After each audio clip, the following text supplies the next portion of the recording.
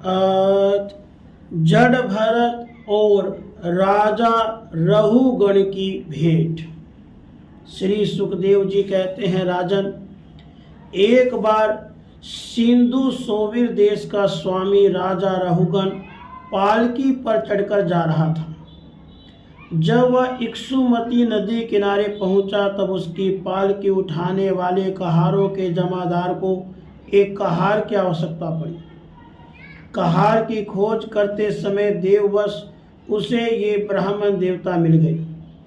इन्हें देखकर उसने सोचा, यह मनुष्य हष्ट पुष्ट जवान और गठीले अंगों वाला है, इसलिए यह तो बैल या गधे के समान अच्छी तरह बोझा ढो सकता है।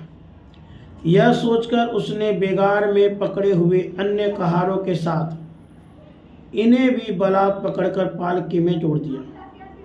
महात्मा भरत जी यद्यपि किसी प्रकार इस काम के योग्य नहीं थे, तो भी वे बिना कुछ बोले चुपचाप पालकी को उठा ले चले। वे द्विजवर कोई जीव पैरों तले दब न जाए इस डर से आगे की एक बाण पृथ्वी देखकर चलते थे, इसलिए दूसरे कहारों के साथ उनकी चाल का मेल नहीं खाता था। अतः जब पालकी टेढ़ी मेढ़ी होने लगी तब यह देखकर राजा रहुगण ने पालकी उठाने वालों से कहा, अरे कहारों, अच्छी तरह चलो, पालकी की इस प्रकार ऊंची नीची करके क्यों चलते हो? तो अपने स्वामी का यह आक्षेप युक्त वचन सुनकर कहारों को डर लगा कि कहीं राजा उन्हें दंड न दे दे। इसलिए उन्होंने राजा से इस प्रकार निवेदन किया, महाराज, यह हमारा प्रमाद नहीं है, हम आपके नियम मर्यादा के अनुसार ठीक ठीक ही पालकी ले चल रहे हैं। यह एक नया कहार अभी अभी पालकी में लगाया गया है, तो भी यह जल्दी जल्दी नहीं चलता। हम लोग इसके साथ पालकी नहीं ले जा सकते। कहारों के ये दीन वचन सुनकर राजा रहुगण ने सोचा, संसर्ग से उत्पन्न होने वाला दोष एक व्यक्ति में होने पर भी उससे संबंध रखने वाले सभी पुरुषों में आ सकता है, इसलिए यदि इसका प्रतिकार न किया गया तो धीरे धीरे सभी कहार अपनी चाल बिगाड़ लेंगे। ऐसा सोचकर राजा रघुवर को कुछ क्रोध हुआ।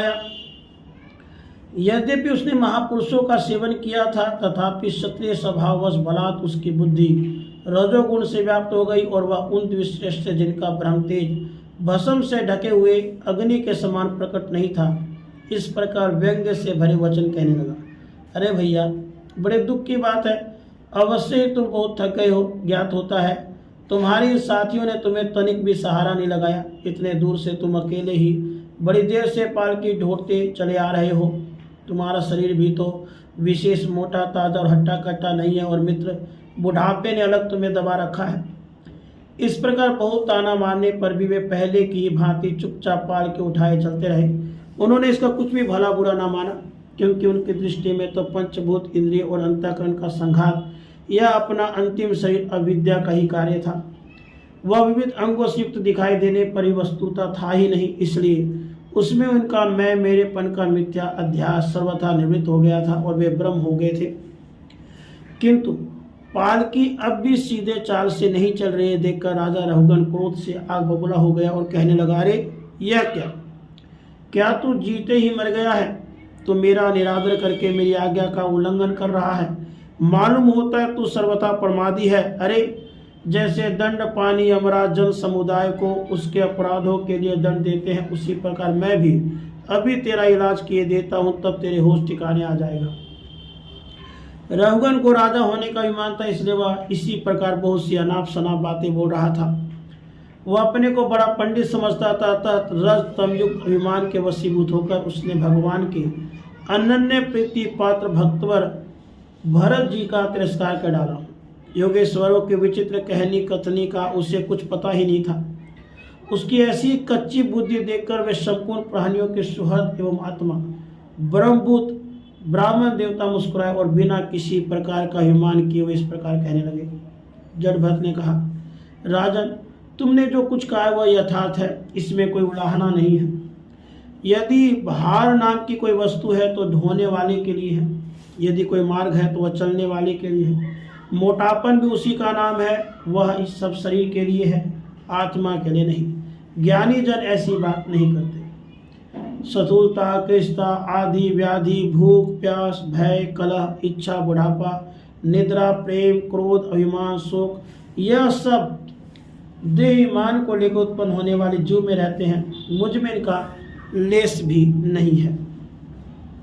राजन, तुमने जो जीने मरने की बात कही, सो जितने भी विकारी पदार्थ हैं उन सभी में नियमित रूप से ये दोनों बातें देखी जाती हैं, क्योंकि वे सभी आदि अंत वाले हैं। यशस्वी नरेश, जहाँ स्वामी सेवक भाव स्थिर हो वहीं आज्ञा पान का नियम भी लागू होता है। तुम राजा हो और मैं प्रजा हूँ, इस प्रकार की भेद बुद्धि के लिए मुझे व्यवहार के सिवा और कहीं तनिक भी अवकाश नहीं दिखाई देता। परमार्थ दृष्टि से देखा जाए तो किसे स्वामी कहे और किसे सेवक। फिर भी राजन, तुम्हें यदि स्वामित्व का ईमान है तो कहो, मैं तुम्हारी क्या सेवा करूं। वीरवर, मैं मत उन्मत्त और जड़ के समान अपनी स्थिति में रहता हूँ। मेरा इलाज करके तुम्हें क्या हाथ लगेगा। यदि मैं वास्तव में जड़ और प्रमादी ही हूँ तो भी मुझे शिक्षा देना पीसे हुए के पीसने के समान व्यर्थ होगा। श्री सुखदेव जी कहते, परीक्षित, मुनिवर जड़ भरत यथार्थ तत्व का उपदेश करते हुए इतना उत्तर देकर मौन हो गए। उनका देहात बुद्धि का हेतुभूत अज्ञान निवृत्त हो चुका था, इसलिए वे परम शांत हो गए थे। अतः इतना कहकर भोग द्वारा प्रारब्ध तय करने के लिए वे फिर पहले के ही समान उस पालकी को कंधे पर लेकर चलने लगे।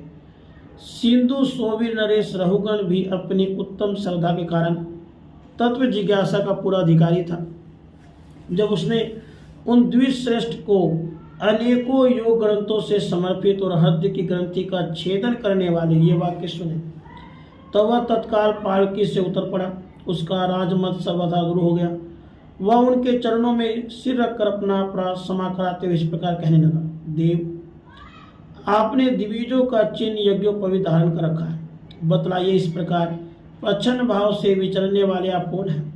क्या आप दत्तात्रेय आदि का अवधूतों में से कोई हैं? आप किसके पुत्र हैं? आपका कहाँ जन्म हुआ है और यहाँ कैसे आपका पदार्पण हुआ है? यदि आप हमारा कल्याण करने पधारे हैं तो क्या आप साक्षात सत्यमूर्ति भगवान कपिल जी ही तो नहीं है?